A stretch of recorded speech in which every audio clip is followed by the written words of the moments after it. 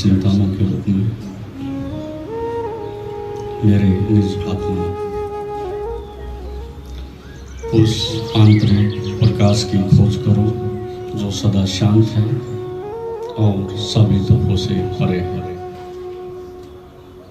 उस महान प्रतीक योग को धारण करो जिसके धारण करने से बिना हानि उठाए संपूर्ण जगत अनुगमन करता है और उत्तम स्वास्थ्य, शांति एवं सुव्यवस्था को उपलब्ध होता है। इस प्रकार का अनुशासन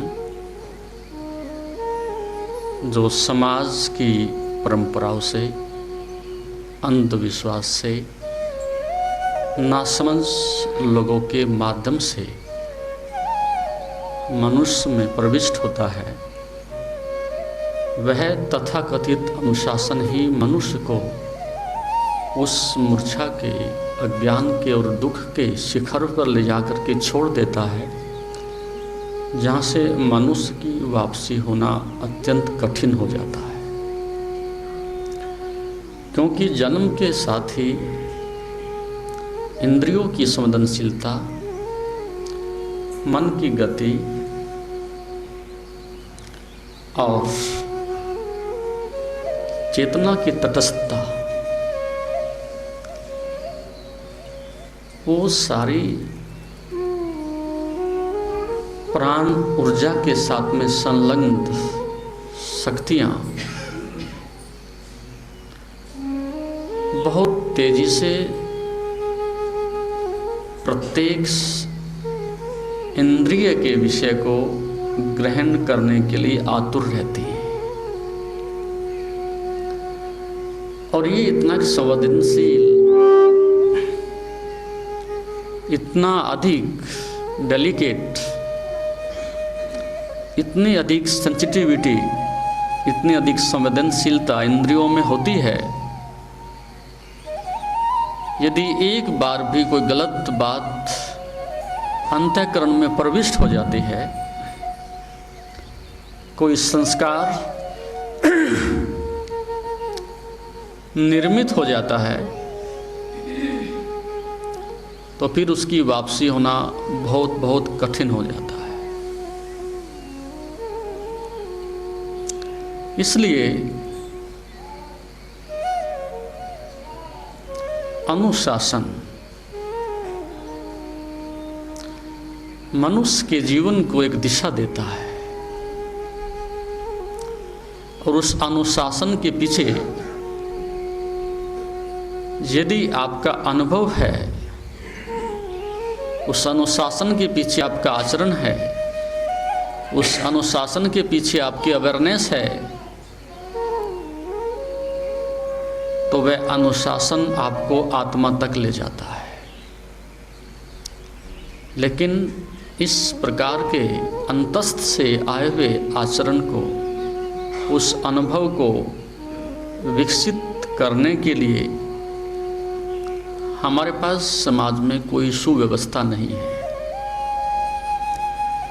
इससे पहले कि आप सत्य की ओर अभिमुख हों, इससे पहले कि आप अपने अंतर यात्रा की ओर निकलें, उससे पहले ही शरीर का, मन और इंद्रियों का जो एक संतुलन है वो बिगड़ चुका होता है। प्रारंभिक 7 वर्ष की आयु में ही बच्चे के 50%, उससे भी कहीं अधिक संस्कार निर्मित हो चुके होते हैं, दिशा निर्धारित हो चुकी होती है कि ये बच्चा किस दिशा की ओर अग्रसर हो रहा होता है। वैज्ञानिक इस बात को मानने के लिए राजी हो गए हैं कि जिसको आप बच्चा कह रहे हो, वस्तुतः वो बच्चा नहीं है। अतीत के बहुत सारे संस्कारों का एक संग्रहालय उसके पास है, अतीत की लंबी यात्रा उसके पास है, अतीत के अनेक संस्कार उसके पास संचित हैं। वह अपनी यात्रा को आगे बढ़ाने के लिए जन्म लेता है, तो 7 वर्ष में उसकी चेतना इतनी प्रखर होती है, इंद्रियां इतनी उसकी संवेदनशील होती हैं, ग्रहणशील होती हैं, किसी भी चीज़ को बिना किसी मनन के, बिना किसी चिंतन के, बिना किसी विवेक के सीधे सीधे इंद्रियां उसको आत्मसात करती हैं, उसको पीती हैं, चूसती हैं। तो एक बार कोई भी गलत धारणा, कोई गलत सिद्धांत, कोई गलत दृश्य उसके अंतःकरण में प्रविष्ट कर जाता है तो फिर मृत्यु पर्यंत वो चीज उसका पीछा करती है। लेकिन हमारी मान्यता तो ये होती है कि 7 वर्ष का बच्चा अबोध होता है, कोई समझ नहीं होती, उसके जीवन में कोई विशेष रूपांतरण करने की आवश्यकता नहीं होती। लेकिन वही सबसे अधिक एक नाजुक मोड़ होता है उसके जीवन में, उसमें रूपांतरण पैदा करने के लिए, उसके अंदर एक विवेक को जागृत करने के लिए, उस बीज को ठीक से उस अवस्था में उसके अंदर डालने के लिए। तो इस दृष्टिकोण से एक तो पहला चरण ये है, यदि वहाँ से आपकी शिक्षा, दीक्षा, संस्कार सभी कुछ ठीक अवस्था में होते हैं तो जीवन का 50% कार्य आपका संपन्न हो चुका होता है। इसके बाद 7 से और 14 वर्ष की जो आयु है वो भी अत्यंत नाजुक है। उस अवस्था में एक तरफ प्रेम विकसित हो रहा होता है, एक तरफ आपका हृदय विकसित हो रहा होता है, दूसरी तरफ मस्तिष्क भी उसके साथ साथ विकास की ओर अभिमुख हो रहा होता है। और स्वाभाविक रूप से उस अवस्था में बच्चा तेजी से, अति शीघ्रता से बाहर कुछ ढूंढने लगता है। और उस ढूंढने की 2 दिशाएं होती हैं। एक दिशा ये हो सकती है कि बच्चा उस उमड़ती हुई शक्ति के साथ सीधे ब्रह्म की ओर, चेतना की ओर, अंतस्थ की ओर दस्तक दे सकता है, क्योंकि बहुत विस्फोटक, बहुत अधिक उमड़ती हुई बादलों की तरह से ऐसी एनर्जी होती है उसके अंदर। यदि उसको ठीक दिशा दे दी जाए, जैसे कि शंकराचार्य के विषय में आपने पढ़ा होगा कि इसको 8 वर्ष की अवस्था में ही उस तरह की चेतना के संकेत, अनुभव, अंतःकरण की पारदर्शिता और प्रज्ञा का प्रकाश बीच बीच में उसके अंदर से टकराता था। एक सहजता की ओर शक्ति ऊपर की ओर अग्रसर होती थी। और 10-12 वर्ष की अवस्था में ही उसको उस प्रज्ञा का, उस चेतना का जो आलोक है उसकी अनुभूति हुई। और ये उनके साथ घटित जो हुआ वो संभावनाएं प्रत्येक बच्चे के साथ अवतरित होती हैं। लेकिन संयोग था कि उनके साथ पिता का आचरण, माँ के संस्कार, पिछले जन्मों की संपदा, वो सभी कुछ मिलकर के इस अवस्था में कि एक भारतीय संस्कृति के लिए उस आध्यात्मिक शिखर पर उनको 14 वर्ष की अवस्था आते आते वेद, शास्त्र, उपनिषद, ज्ञान, विज्ञान चारों तरफ से उसको घिरे रहते थे। और वो सहज ही उस प्रभाव में, उस दिशा में, उस शक्ति के शिखर में, उस चेतना की ओर अभिमुख होते चले गए।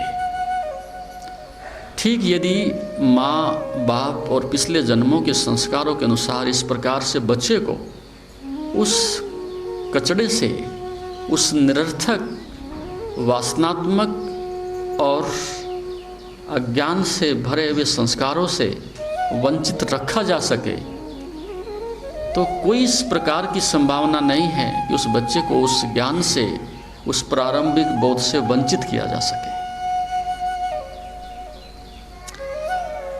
तो 14 वर्ष की अवस्था का अर्थ यह है कि अब यहाँ 2 दिशाएं आपके पास हैं। शक्ति 2 दिशाओं में गतिमान हो सकती है। एक संभावना है कि वो संसार की ओर पुनः वापिस हो जाए, उसकी संभावना अधिक है, क्योंकि शक्ति तटस्थ है। ये बात ठीक से साधकों को समझ लेनी चाहिए। शक्ति तटस्थ है, वो आपको अपने से शब्द ही ब्रह्म की ओर नहीं ले जा सकती। वो शक्ति शब्द ही आपको समाधि की ओर ले जा नहीं सकती। वो शक्ति शब्द ही आपको आत्मबोध नहीं करा सकती। एक जानवर में और आदमी में मौलिक जो अंतर है वो यही है कि जानवर के पास भी प्राण है, जानवर के पास भी शक्ति है, जानवर के पास भी देखने की, सुनने की क्षमता है, आपसे कहीं अधिक बल है, लेकिन उसके पास चेतना की पारदर्शिता नहीं है। उसके पास उसको दिशा देने के लिए कोई विवेक नहीं है। तो जानवर की शक्ति वहीं कुंठित हो जाती है, एक सीमा तक आकर के रुक जाती है, इसलिए वो जानवर है। और मनुष्य के पास वो चेतना इतनी अधिक पारदर्शी होती है, इतनी अधिक संवेदनशील होती है, इतनी अधिक तरल होती है कि वहाँ उसको दिशा दी जा सकती है। तो इस दृष्टिकोण से मनुष्य के अंदर उस शक्ति को दिशा देने के लिए एक पूरी संभावनाएं पहले से ही प्रशस्त होती हैं, विकसित होती हैं। तो अब आप चाहो तो उस 14 वर्ष की अवस्था के बाद उस संपूर्ण शक्ति के प्रवाह को चेतना की ओर, अंतस्थ की ओर, प्रज्ञा की ओर, तीसरी आंख की ओर अभिमुख कर सकते हो, उसको दिशा दे सकते हो। और वह बहुत बहुत आसान है, उससे अधिक आसान और कुछ नहीं हो सकता। जैसे वेपर्स बनती हैं, भाप बनती हैं, स्वाभाविक रूप से वो आकाश की ओर भागती हैं। तो चेतना का पहला प्रयास यह है कि आपको शिखर की ओर ले जाया जाए। और यदि उस दिशा में आप उसको मार्ग देने के लिए सक्षम नहीं हो तो यह प्रकृति की एक मजबूरी है, इंद्रियों की, मन की एक मजबूरी है कि उस शक्ति को प्रकृति के माध्यम से बाहर की ओर बहा दिया जाए, निश्चित करा दिया जाए, ताकि आप बच सकें, आप जीवित रह सकें। यदि नीचे शक्ति का निकास ना हो और ऊपर शक्ति को गति देने के लिए कोई मार्ग ना मिलता हो तो स्वाभाविक रूप से ऐसे व्यक्ति की मृत्यु हो जाएगी, वो बच नहीं सकेगा। एक एटम बम में जितनी पावर होती है उससे कई गुना पावर आपके अंदर पहले से ही सृष्टा परमात्मा देकर के भेजता है। एक व्यक्ति के संभोग के स्खलन में लगभग 10 लाख व्यक्तियों के कीटाणु, जर्म्स, स्पर्म उसके अंदर बाहर निकलते हैं। 10 लाख आदमी एक बार में आदमी बाहर निष्कासित करता है। यदि वैज्ञानिक प्रत्येक अणु को बचा सके तो एक आदमी ही अपने जीवन काल में पूरी सृष्टि को पैदा करने में सक्षम है, किसी की जरूरत नहीं। इतना बड़ा एक ऊर्जा का संग्रहालय मनुष्य के अंदर संचित होता है। 10 लाख आदमी को एक साथ पैदा करने की क्षमता रखता है। हिरोशिमा में बम डाला है तो 1 लाख आदमी मरे हैं, 1 करोड़ आदमी मरे हैं, लेकिन उसकी अपेक्षा आदमी के अंदर बहुत बड़ी संभावनाएं, बहुत बड़ी शक्ति देकर के परमात्मा भेजता है। लेकिन यदि उस शक्ति को आप दिशा देने में सफल नहीं होते तो वो शक्ति प्रकृति धीरे धीरे वापस ले लेती है और उस शक्ति के खोने से ही मृत्यु का भय पकड़ता है। पहली बार जो आदमी को मौत का भय पकड़ता है वो शक्ति के खोने के साथ साथ ही और अधिक प्रगाढ़ होता चला जाता है। और जितना व्यक्ति शक्ति को नष्ट करता है और वृद्ध अवस्था की ओर बढ़ता है उसको चारों ओर से मृत्यु का भय और अधिक सघनता से घेर लेता है। जवान इतना मौत से नहीं डरता, बच्चा बिल्कुल भी नहीं डरता, लेकिन बूढ़े आदमी को होना तो ये चाहिए था कि जी लिया है, जीवन देख लिया है, संसार को भोग लिया है, सफलताओं को ठीक से देखा है, तो और रह भी क्या गया है। लेकिन बूढ़ा आदमी अधिक मृत्यु से प्रभावित होता है। और एक्सटेंशन मिल जाए, थोड़ा और विस्तार मिल जाए, थोड़ा और ठहर जाएं, तुम ठहर के भी क्या करोगे? जीवन के 60 वर्षों में, 80 वर्षों में भी नरक ही भोगा है, दुख ही भोगा है, अपमान से और दुविधा से और तनाव से जिंदगी व्यतीत हुई है। लेकिन फिर भी एक ललक, एक मन में लोभ पकड़ता है, कुछ और ठहर जाएं, कुछ और जी लें। लेकिन उस जीने का आनंद नहीं, वो एक दुख का विस्तार है। वो जीवन का विस्तार नहीं, वो धीरे धीरे मृत्यु का ही विस्तार है।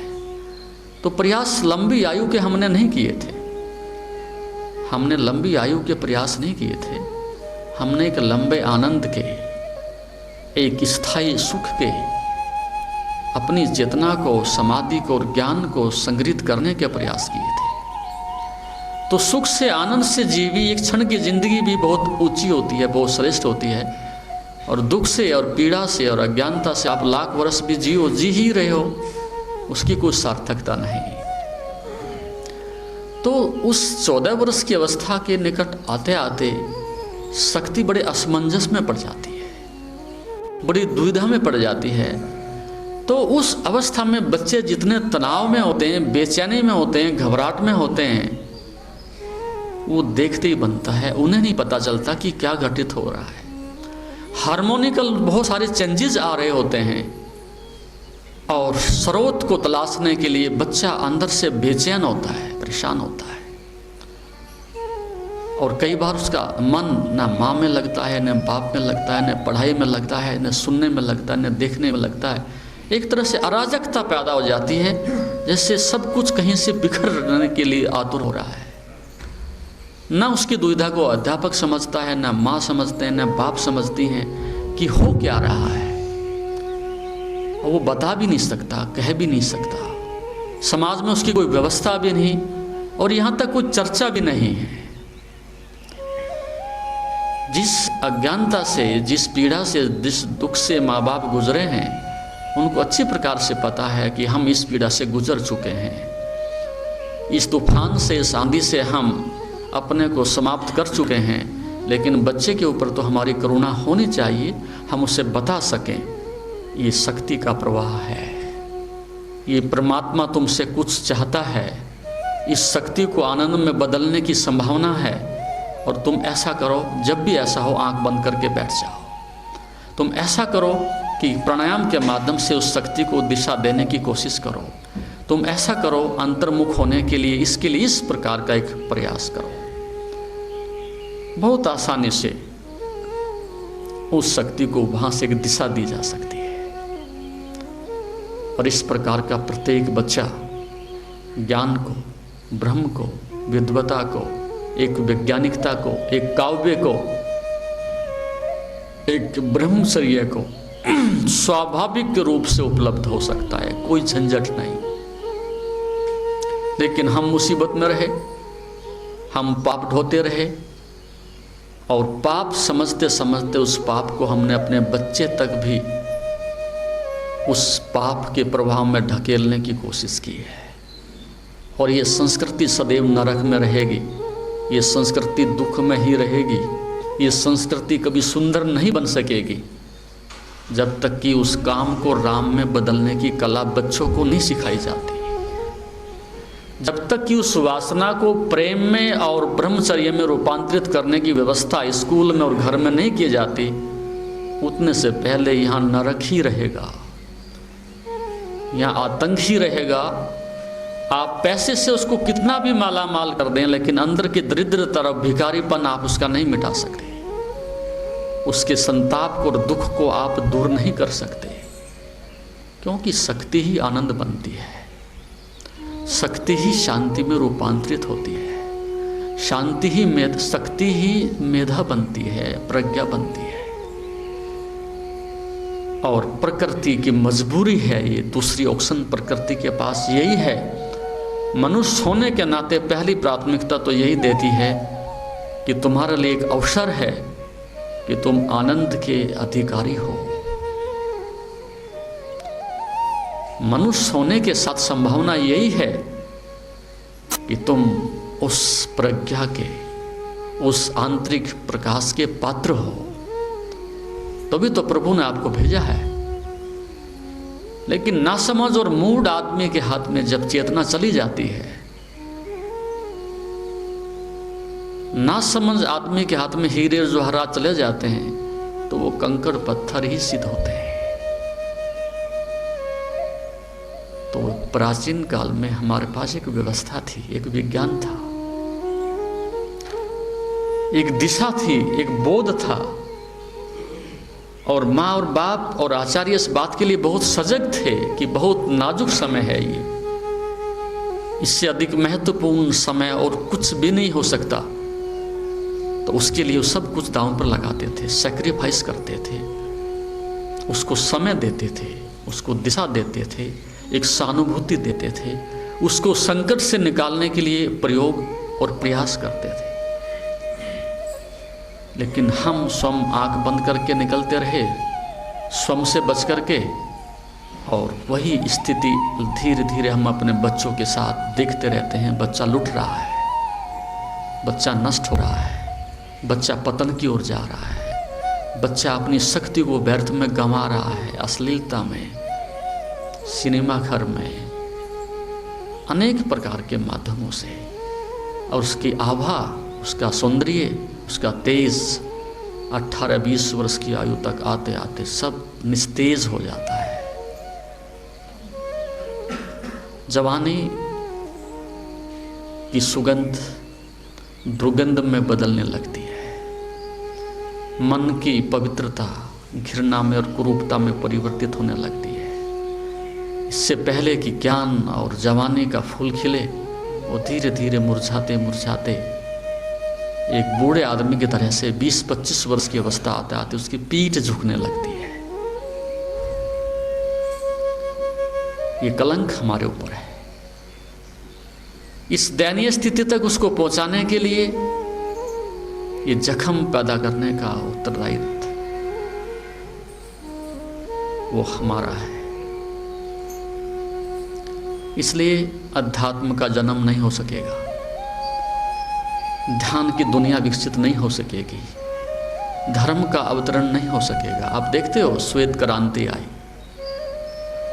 हरित क्रांति आई, रक्त क्रांति तो पता नहीं कितनी बार आई, लेकिन अतीत के 5000 वर्षों में एक बार भी कोई धर्म की क्रांति नहीं आ सकी, कोई ज्ञान की क्रांति नहीं आ सकी, नहीं आ सकेगी, कभी भी नहीं आएगी। आप सोचें कि बूढ़े आदमी को हम धार्मिक बना देंगे, एक 30 वर्ष के युवा को हम धार्मिक बना देंगे। धर्म की नींव जब रखी जा रही थी, उसके जीवन को एक आयाम, एक दिशा देने की जब आधारशिला रखी जा रही थी, उस समय हमारी नज़रें वहाँ नहीं थी, हमारे पास कोई शिक्षा दीक्षा और व्यवस्था नहीं थी। तो अब मंजिल बहुत दूर दिखाई देने लगती है। इसलिए हमारे युवक ध्यान से बचते हैं। ध्यान की बात करने से उनको घबराहट होती है, बेचैनी होती है,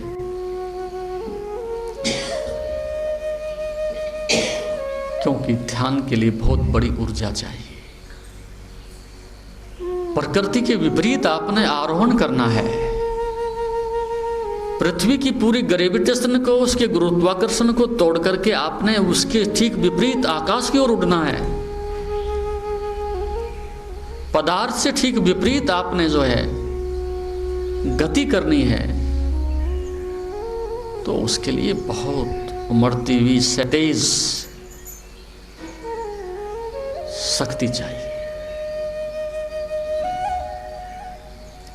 और यदि वो आपके पास नहीं है तो आप प्रयास तो करोगे, लेकिन आपको सहयोग नहीं मिलेगा। वैराग तो जगेगा, लेकिन पीछे से प्रवाह शक्ति का नहीं मिलेगा। तो फिर धीरे धीरे साधक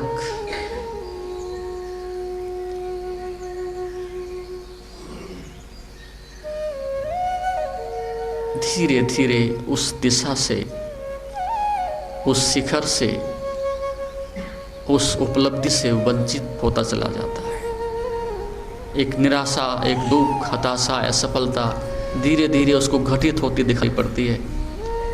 और फिर एक मैकेनिज्म रह जाता है, एक टेक्निकल बात रह जाती है, एक यांत्रिकता रह जाती है, लेकिन उसके पीछे कोई अनुभूति नहीं होती। हम तोते की तरह से दोहरा लेंगे, प्राणायाम भी कर लेंगे, श्वास भी निकाल लेंगे, 2-4 आसन भी कर लेंगे, कहीं ना कहीं ध्यान लगाने की कोशिश भी कर लेंगे, लेकिन चेतना में इतने छिद्र हो चुके होते हैं, शक्ति इतनी क्षीण हो चुकी होती है कि आपको नीचे से किसी प्रकार का सहयोग नहीं मिलता। एक मात्र भावनात्मक रूप से अपने को समझाने की कोशिश मात्र रह जाती है। ठीक ऐसी स्थिति जैसे एक भूखा आदमी हो और उसको महीने भर से भोजन ना मिला हो, अंदर से प्रत्येक प्राण उसका तड़प रहा हो भोजन के लिए, शक्ति बिल्कुल क्षीण हो गई हो, और ऐसे व्यक्ति के लिए आप मुस्कुराने के लिए कहें, प्रसन्नचित्त होने के लिए कहें, या कोई मनोरंजन करने के लिए कहें, तो उसके लिए 1% भी उसके मन में कोई उमंग पैदा नहीं होती। पहली प्राथमिकता है कि भूख मिटनी चाहिए, शरीर के तल पर जीवित रहने की क्षमता अर्जित होनी चाहिए। और जब शक्ति अतिरिक्त होती है तो वो ध्यान में बदलती है। और आपके पास अतिरिक्त शक्ति यदि होती भी है तो इससे पहले कि वो ध्यान की ओर अभिमुख हो, उसको वासना की दृष्टि से, वासना के द्वार से प्रकृति छीन लेती है।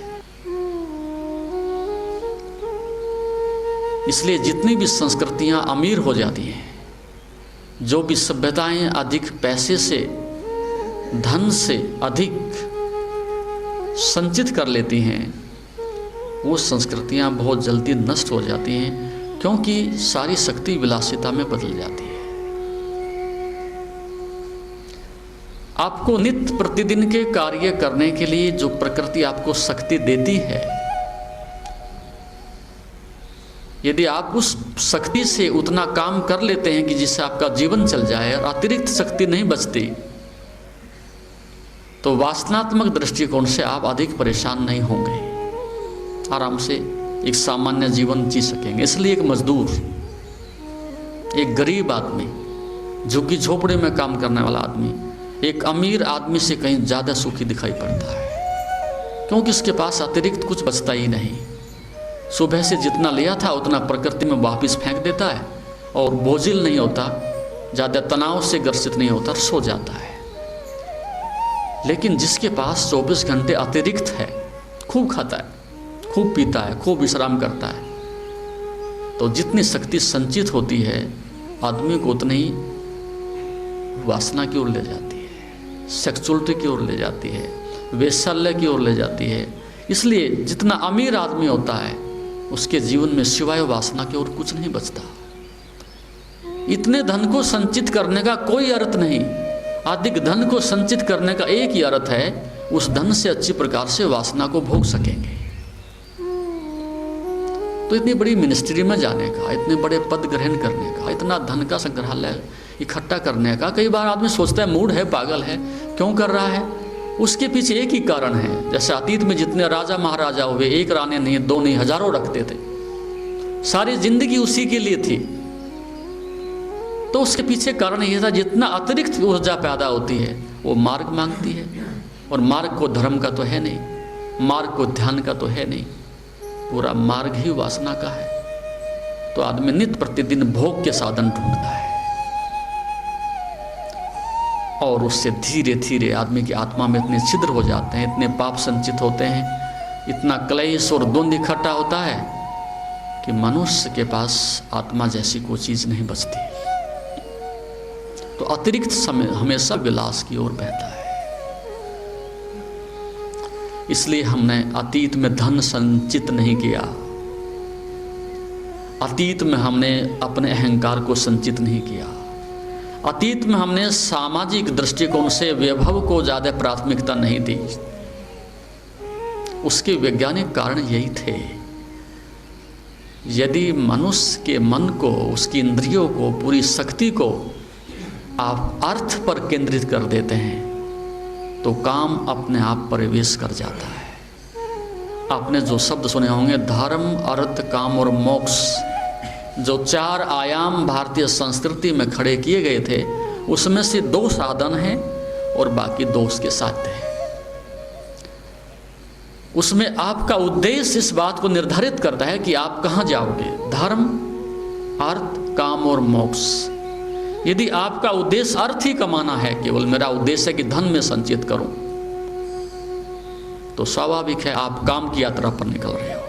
धन्य आदमी का धन संचित करने का उद्देश्य कुछ भी रहा हो, अच्छा मकान बनाऊंगा, अच्छी गाड़ी खरीदूंगा, अच्छे से बच्चों को पढ़ाऊंगा, ये सब बहाने हैं। अधिक धन संचित करने का एक ही अर्थ है, धन की यात्रा काम पर समाप्त हो जाती है।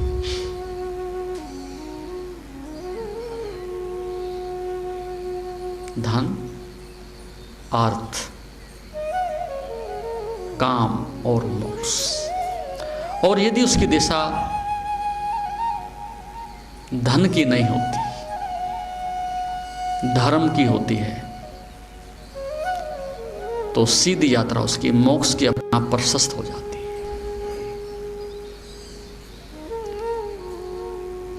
तो अब इस दृष्टिकोण से आप इस बात पर गहराई से चिंतन करने के लिए बाधित हो जाएंगे। ये बात ठीक से आपके अंतःकरण में प्रविष्ट हो जाएगी कि अधर्म करना हो उसके लिए भी शक्ति चाहिए। तो प्रकृति से शक्ति को छीन करके और वापस चेतना को दे दीजिएगा, क्योंकि शक्ति तो संपूर्ण चेतना से ही आती है। उसी की शक्ति को उसी के स्रोत से मूल स्रोत में वापस शक्ति को भेज दिया जाए तो वह शक्ति आनंद में बदल जाती है। और मूल स्रोत से आई हुई शक्ति को इंद्रियों के माध्यम से प्रकृति में वापस भेज दिया जाए तो वही शक्ति मौत बन जाती है, दुख बन जाती है, द्वंद्व बन जाती है। और प्रकृति इस संदर्भ में जब एक रास्ता बना लेती है तो फिर उसके लिए वो रास्ता स्वाभाविक हो जाता है। इसलिए आप रोज भोजन करते हो, उससे शक्ति आती है। रोज विश्राम करते हो, उससे शक्ति आती है। रात्रि को आप सो जाते हो, उससे शक्ति संचित होती है। और आप 24 घंटे शक्ति को संचित करने में लगाते हो और क्षण भर में समाप्त करके बाहर निकल जाते हो। तो इतना भोजन इकट्ठा करना, इतना परिश्रम करना, और जब शक्ति आपके पास आए और आप उसको सस्ते में ऐसे गंवा देना, उसको कूड़ेदान में डाल करके वापसी हो जाना, तो इससे बड़ी नाहक मूर्खता और मूर्खता और क्या हो सकती है। और जितना आदमी शक्ति से रिक्त होता है, खाली होता है, वो व्यक्ति उतना ही द्वंद्व से, दुख से, तनाव से धीरे धीरे और अधिक बढ़ता चला जाता है। तो संसार में जो इतना द्वंद्व है, इतना क्रोध है, इतनी हिंसा है, इतने बलात्कार हैं, इतना टेररिस्ट है, उसके पीछे जो फ्रस्ट्रेशन है वही शक्ति की विकृति के कारण ही है और कुछ नहीं। एक डायनेमिक एनर्जी है, जब उसको दिशा नहीं मिलती तो उस तनाव को कहीं ना कहीं आदमी दूसरे को वो फेंकता है। उस खींच को, उस असफलता को वो पत्नी के ऊपर फेंकेगा, बेटे के ऊपर फेंकेगा, पड़ोसी के ऊपर फेंकेगा, दूसरों से शिकायत करेगा कि तुम्हारे कारण से नरक भोग रहा हूं। लेकिन कोई किसी के कारण से नरक नहीं भोग रहा है, ये बात मन में से निकाल देनी चाहिए। ना तो किसी के कारण से स्वर्ग मिलता है और ना ही किसी दूसरे के कारण से नरक मिलता है। नरक आपने निर्मित किया है, उसका उत्तरदायित्व आपको लेना चाहिए। आपने प्रकृति से दी हुई श्रेष्ठतम शक्तियों को समाप्त किया है, उनकी अवहेलना की है, उसके उल्लंघन किए हैं, उन नियमों को आपने खोया है। उसके परिणाम स्वरूप ये जिंदगी उस दुख और पीड़ा का संग्रहालय है। इसमें पत्नी का कोई दोष नहीं, न इसमें पति का कोई दोष है। तो उस शक्ति को हम संचित कर सकें और उसको हम फिर दिशा दे सकें और फिर हम उसका पुनः एक रिफाइनरी से गुजारने के बाद, अंतःकरण से गुजारने के बाद उस शुद्धतम ऊर्जा का हम उपयोग कर सकें। तो जब आपके पास शक्ति होती है वो शुद्धतम ऊर्जा नहीं होती,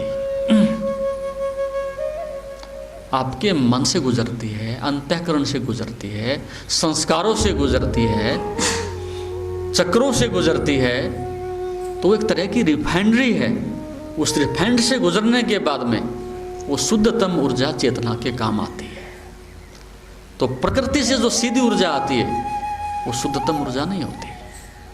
उसे शुद्धतम अवस्था में लाने के लिए साधना करते हैं, तपस्या करते हैं। जैसे आप समुद्र का पानी यदि सीधे जाकर के पियोगे तो मरोगे, जबकि जितने भी कुएं हैं, तालाब हैं, वर्षा हो रही है सामने, वो सारा पानी है तो समुद्र का ही, लेकिन सीधे सीधे आप समुद्र का पानी पियो तो मरोगे। लेकिन वही पानी जब रिफाइनरी से गुजर करके आता है, आकाश में जाता है, बादलों में जाता है, पृथ्वी पर गिरता है, वहाँ पर फिल्ट्रेशन होती है पृथ्वी में, वहाँ से निःसृत होता है, कुएं में जाता है, उसके जितने टॉक्सिन्स हैं, सेडिमेंटेशन है, वो सारी की सारी बाहर ख़त्म कर दी जाती है प्रकृति के माध्यम से। तब आप उस पानी को पी के जीवित रहते हो। ठीक इसी प्रकार से जो भोजन से आपको शक्ति मिलती है वो भी एक प्रोसेसिंग प्लांट से, एक रिफाइनरी से गुजर करके आती है। तो हमने विज्ञान विकसित किया था भोजन सात्विक हो। क्या मतलब? भोजन करते समय सारी सात्विकता का इतना ध्यान रखा गया था। उस समय मौन होंगे, भोजन सात्विक होगा, साफ सफाई से होगा, एकाग्रता से होगा, अन्न भी ब्रह्म होगा, उसके साथ एक इस प्रकार की भावना जुड़ी हुई होगी। तो वो सारी रिफाइनरी से वो चीज़ें गुजर रही हैं। तामस को हमने सदैव दूर रखा है, तो उसको हमने ब्रह्म से जोड़ा है, अन्न को, क्योंकि अन्न के बिना आप जीवित नहीं रह सकते। और अन्न को ब्रह्म इसलिए कहा था, यदि आपने अन्न का इतना आदर किया है, अन्न को इतनी सात्विकता प्रदान की है, अन्न के साथ आपने एक साधना जैसी स्थिति पैदा की है, तो अन्न आपको ब्रह्म में ले जाएगा। अन्नम ही ब्रह्मा, शक्ति आपको ब्रह्म में ले जाएगी। तो हमने मांसाहार के लिए, शराब के लिए, बीड़ी के लिए, सिगरेट के लिए, दूषित और तामसिक भोजन के लिए जो इतना बड़ा अनुसंधान किया था, उसके पीछे कारण यही था कि ब्रह्म तक जाने के लिए बहुत सात्विक और पारदर्शी शक्ति चाहिए। लेकिन हम भोजन को पहले कदम पर ही विषाक्त कर देते हैं। भोजन पहले कदम पर ही तामसिक हो जाता है। भोजन पहले कदम पर ही हिंसात्मक हो जाता है। भोजन पहले कदम पर ही रुग्णता के साथ में बीमारी पैदा करने का हमारे लिए अभिशाप बन जाता है।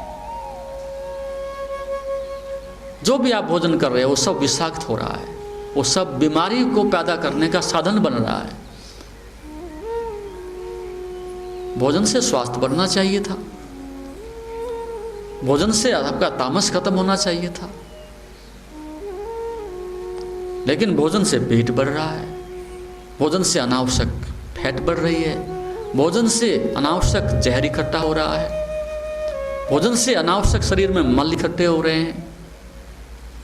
और जब पहले कदम पर शक्ति से आपने ब्रह्म की यात्रा करनी थी, वो सारा आपके शरीर में एक विष की तरह से संचित हो रहा है, तो फिर आलस आएगा, तामस आएगा, नींद आएगी, बेचैनी होगी, शरीर में अनेक प्रकार के उपद्रव पैदा हो जाएंगे। फिर उस यात्रा पर आप आगे नहीं बढ़ सकते।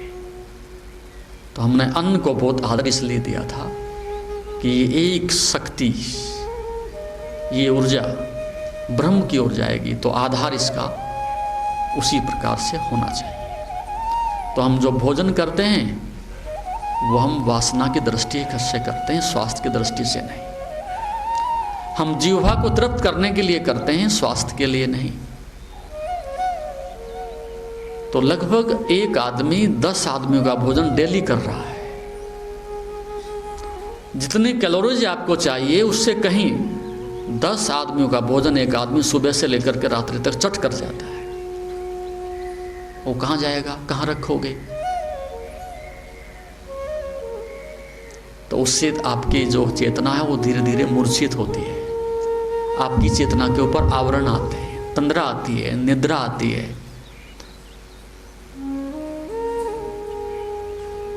तो ये कुछ बातें हैं सावधानी पूर्वक साधना के जगत में, उस चेतना के जगत में पहुंचने के लिए यदि इस प्रकार की आप तैयारी नहीं करते, इस प्रकार का सेक्रीफाइस नहीं करते, इस प्रकार की सावधानी आप नहीं बरतते और प्रत्येक कदम को जीवन का आधार नहीं बनाते और इस जीवन का अतिक्रमण करने के लिए, रूपांतरण करने के लिए उतना आप त्याग और संलग्नता और प्रयास नहीं दिखाते, तो फिर ज़्यादा से ज़्यादा मौत का तो विस्तार करोगे, दुखों का तो विस्तार होगा, हो रहा है। लेकिन आप आनंद की बात सोचने लगे, आप परम चेतना की बात सोचने लगे, आप उस समाधि की बात सोचने लगे, वो बात बहुत विपरीत हो जाती है, बेईमानी हो जाती है। वो बात आप मन से सोचते तो हैं, कौन नहीं चाहता आनंदित होना, कौन नहीं चाहता है सुखी होना, लेकिन आनंद के लिए प्रयास भी तो करने पड़ेंगे। उसे अपने घर तक लाने के लिए मार्ग भी तो बनाना पड़ेगा। उस पात्रता को अर्जित करने के लिए पात्र भी तो चाहिए कि ताकि आप सुख को चाह तो रहे हो, लेकिन रखोगे कहाँ? को डस्टबिन में थोड़े रखोगे। आनंद को रखने के लिए पात्रता भी तो चाहिए। तो उस पात्रता को अर्जित करने के लिए ये साधना स्थली है आपका जीवन। और अनुभवहीनता की बात जो मैंने कल की थी, गधे ने भी थोड़ी सी बुद्धिमत्ता दिखाई है, जबकि जानवरों के वर्ग में गधा सबसे अधिक बुद्धिहीन माना जाता है। वो स्वयं ही कह रहा है कि इतना बेवकूफ़ थोड़ा ही हूँ, लेकिन हम इतनी अनुभवहीनता से अभी भी ग्रसित हैं। इस प्रकार के सम्मोहन से हम अभी भी जी रहे हैं। इतनी बात सुनने के बाद भी आपके उल्टे घड़े में कोई बूंद नहीं पहुँचती। एक मूर्छा इतनी सघन है, एक पैटर्न बन गया है। यहाँ से पीठ फिरने के बाद भी करोगे आप फिर भी वही सलाह, मेरे से भले ही ले जाओ, लेकिन यहाँ से पीठ फिरते ही वही क्रोध, वही हिंसा, वही तामसिकता, वही वासना, वही द्वंद्व और वही निंदा और वही घृणा, वही अहंकार। फिर भी आपकी मजबूरी ऐसी है, आपकी आदत ने ऐसा आपको बनाया हुआ है, आपका मार्ग इतना आगे जा चुका है कि स्वाभाविक रूप से बिना कुछ सोचे हुए अनायास वो चीज़ें, जैसे पेड़ से फल पकने के बाद पृथ्वी की ओर गिरते हैं, ऐसे ही आपका मन संसार की ओर ही गिरता है। उसके विपरीत कभी प्रयास नहीं कर सकेगा। तो यहाँ से जाने के बाद, मुड़ने के बाद आपकी सघन मूर्छा और वो तामसिकता आपको फिर आकर्षित करती है। मिलता कुछ नहीं, उससे दुख मिलता है, नरक मिलता है, लेकिन उससे थोड़ा सा आदमी को राहत मिलती है। जैसे छींक आने के बाद थोड़ा सा आदमी के मस्तिष्क में हल्कापन दिखाई पड़ता है, तो आदमी दुष्टता करके भी सोचता है कि मैंने कुछ किया है, दूसरे को हानि पहुंचा के भी लगता है कि मैंने शायद कुछ किया है। वो भी उसकी एक आदत बन चुकी है। जब तक हम दूसरे को पीड़ा ना पहुंचा दें, दुख ना पहुंचा दें, 10 लोगों की निंदा ना कर दें, उतने से पहले आपके मन को जो है कुछ सुकून नहीं मिलता, कुछ शांति नहीं मिलती। तो इस मार्ग को आगे बढ़ाने के लिए उत्तरदायित्व आपका है। ये तटस्थ शक्ति है, इसको दिशा देने का उत्तरदायित्व आपका है। इस बिखर हुई ऊर्जा को पुनः एकत्रित करने का, संग्रहित करने का उत्तरदायित्व आपका है। तब आप परमात्मा से प्रार्थना कर सकते हो। अब आप प्रार्थना नहीं कर सकते, अब आप मांग करोगे इसी दुख को बढ़ाने की, अब आप इच्छा करोगे इसी संसार को आगे बढ़ाने की। आप जो कुछ भी मांग रहे हो, नासमझ आदमी, मूर्ख आदमी जो भी मांगेगा वो सब पाप में ही आगे बढ़ेगा। मूर्ख आदमी क्या मांग सकता है? संसार मांगेगा, संसार के साधन मांगेगा। उसी दुख को और बड़ा करने के लिए आदमी और उसी दिशा में आगे बढ़ेगा। तो प्रार्थना तो तब सुनी जाती है कि जब आपके पास कुछ भी मांगने को नहीं होता, कुछ नहीं मांगते, उस कुछ ना मांगने में ही प्रार्थना उठने लगती है। जब तक चाह है, अंदर से मांग है, उतने तक तो आप कभी भी प्रसन्नचित हो ही नहीं सकते। तो ये शक्ति आपको जब स्वयं से मिला देती है, स्वयं के रस से आप आप्लावित हो जाते हैं और स्वयं अपने से आप आनंदित होने लगते हैं, तो दूसरों की निर्भरता खत्म हो जाती है। और वो आदमी साधु है, वो आदमी सौभाग्यशाली है, वह व्यक्ति साधक है जिसकी दूसरों से निर्भरता खत्म हो गई हो। अभी तो 24 घंटे हमारे दूसरों पर निर्भरता है, हर प्रकार से निर्भरता है। तो इस निर्भरता को खत्म करने के लिए जब तक तुम स्वयं स्रोत नहीं बन जाते, स्वयं आप गौमुख तक नहीं पहुंच जाते, उतने से पहले दूसरों से भीख मांगनी पड़ेगी। कभी धन की मांगोगे, कभी सुख की मांगोगे, कभी शांति की मांगोगे, कभी सम्मान की मांगोगे, भीख ही मांगोगे। नहीं मिलती बात अलग है, लेकिन आपका पात्र सदैव सुबह से लेकर के रात्रि तक दूसरों के सामने ही फैला रहता है। तो दो तरह के भिखारी हैं, एक जिनके हाथ में भिक्षा पात्र दिखाई पड़ता है, साफ दिखाई पड़ता है, भिखारी है। और एक दूसरे वो लोग हैं कि उनके पास भिक्षा पात्र है, सदैव है, वो आतुर हैं हमेशा मांगने के लिए, कहीं से भी मिल जाए। केवल वो इतना ही है कि बेईमानी दिखाते हैं, ईमानदारी नहीं दिखाते, ये भिक्षा पात्र को छुपा के रखते हैं। मांगते खूब हैं वो, बेटे से भी मांगते हैं, पत्नी से भी मांगते हैं, पड़ोसी से भी मांगते हैं, अपने बॉस से भी मांगते हैं। वो मांगते ही रहते हैं, जिंदगी उनकी मांगने में ही निकलती है। पात्र नहीं भरता वो बात अलग है, नहीं मिलता वो बात अलग है, लेकिन मांगते तो रहते ही हैं। और मांगने वाला आदमी क्षमा के योग नहीं होता, मांगने वाला व्यक्ति कभी प्रेम के योग नहीं होता, मांगने वाला व्यक्ति कभी आदृत नहीं होता, मांगने वाला कभी सम्मानित नहीं होता। ये बात ध्यान में रख के जिए, यही तो पीड़ा है। जैसे जैसे दूसरों पर निर्भरता बढ़ती है, एक मांग बढ़ती है कि वो शरीर की मांग बढ़े, कि धन की बढ़े, कि सम्मान की बढ़े, आदमी की चेतना सिकुड़ती है, उतना ही छोटा होता है, बौना होता है, व्यथित होता है। लेकिन जब स्वयं की संपदा ना हो तो आदमी के पास एक ही विकल्प बचता है कि दूसरों से भरो, दूसरों से मांगो, उधार लेकर के भरो, कुछ तो करना ही पड़ेगा। तो जब तक स्वयं की संपदा नहीं है, उतने तक सब लोग भिखारी हैं, अधूरे हैं, दुखी हैं, संतप्त हैं, गरीब हैं, दरिद्र हैं। तो सम्राट तो आदमी तभी बनता है कि जो स्वयं की संपदा को पा लेता है, उससे पहले कोई सम्राट नहीं होता। तो मनुष्य सम्राट बनता है स्वयं की खदान में, स्वयं के हीरो को, जवाहरात को, स्वयं की चेतना को पा करके, उसके पहले नहीं। तो अब आप सम्राट बन सकें, उसके लिए तैयारी करो। इस दरिद्रता के ग्रहण को जो लंबे समय से आपके ऊपर छाया हुआ है, इसको हटा सकें, उस दिशा में आप प्रयास करो। इसके अलावा और कोई विकल्प नहीं है।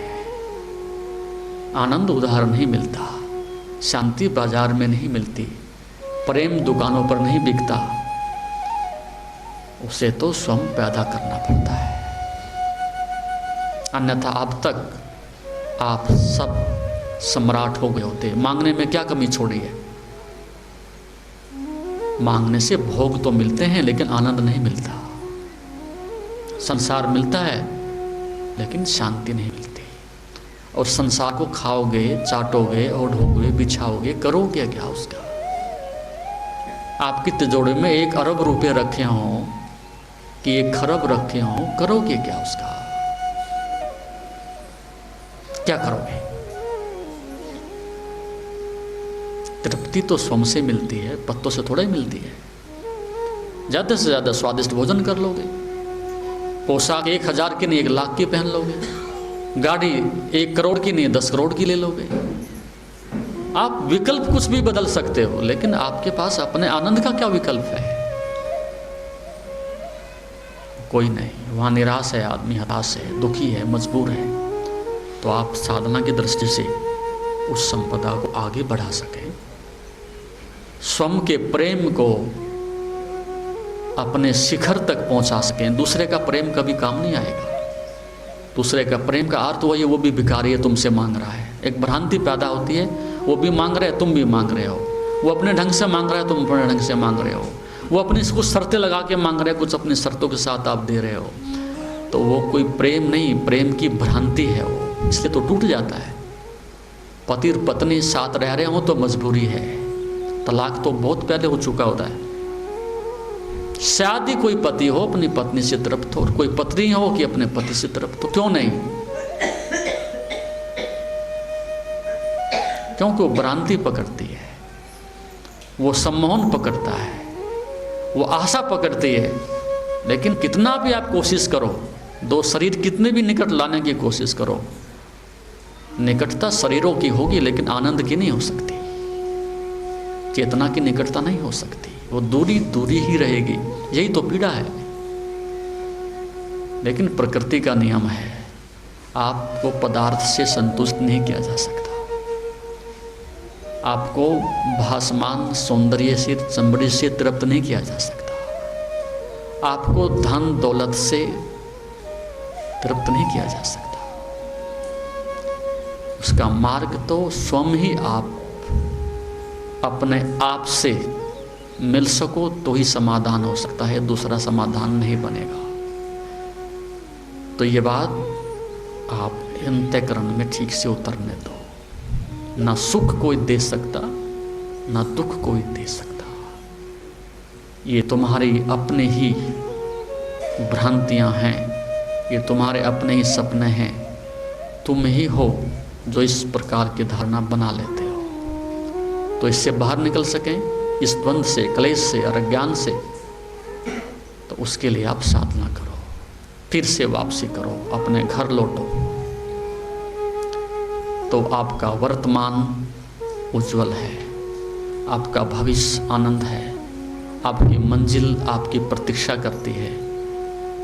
तो अब आप साधना की दृष्टि से थोड़ा प्रयास करें।